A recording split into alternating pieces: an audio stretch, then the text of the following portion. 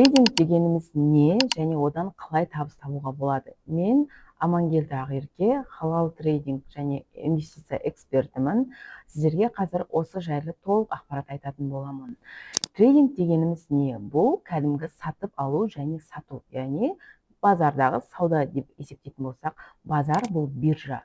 Бүкіл әлемде бізде биржалар бар, сол биржаның ішінде саудаланатын заттар бар.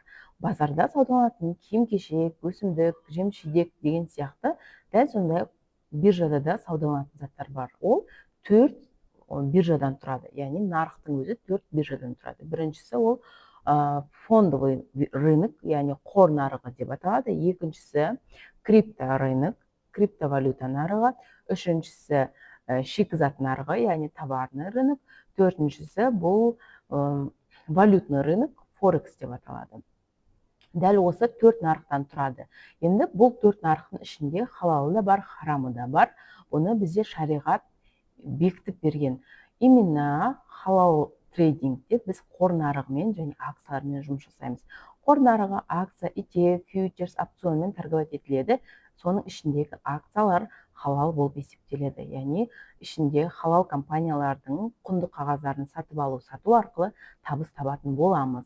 Енді қалған рыноктар не үшін халал емес? Мысал үшін криптовалюта рыногы бұл айналымдағы онлайн электронды ақшамен сауда жасау. Бұл криптовалюта рыногы туралы бірнеше көзқарас бар. Бір ғалымдар халал десе, бір ғалымдар халал емес дейді. Ода ғарар, майсир сипаттары бар деді. Яғни сол себептен де криптовалютаны біз КМДБ пәтуасы бойынша халал емес деп жұмыс жасамаймыз. Ал товарный рынокта жұмыс жасау үшін біз шикізатты сатып алуымыз қажет. Ал біз шикізатты, алтынды, мұнайды біз онлайн сатып ала алмаймыз. Сол себептен ол затпен сауда жасауға болмайды, яғни ол халал болып есептелмейді. Төртіншісі валютный рынок, яғни валюталардың айналымы, мысалы доллар мен евроның қарым-қатынасы, немесе қазіргі хит болып жатқан хауизимен сауда жасау, оның бәрі халал емес, яғни форекспен сауда жасау мүлде халал емес.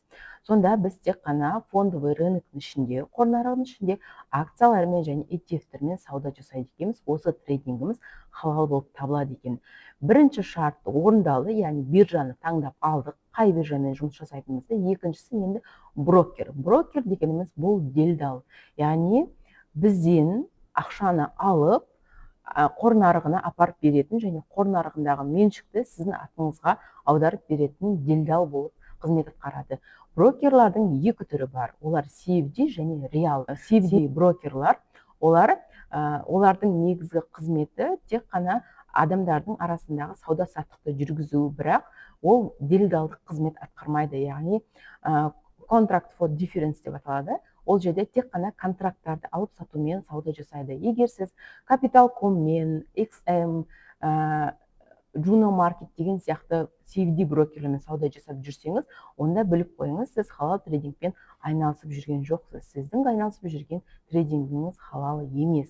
Ал егер сіз заңды лицензиясы бар, Freedom, Interactive брокер, Pydex брокер, немесе инвестлинг брокер деген сияқты заңды өкілеттілігі бар, лицензиясы бар брокерлермен сауда жасап жүрсеңіз, онда сіз халал трейдингпен айналысып жүрген болуыңыз мүмкін.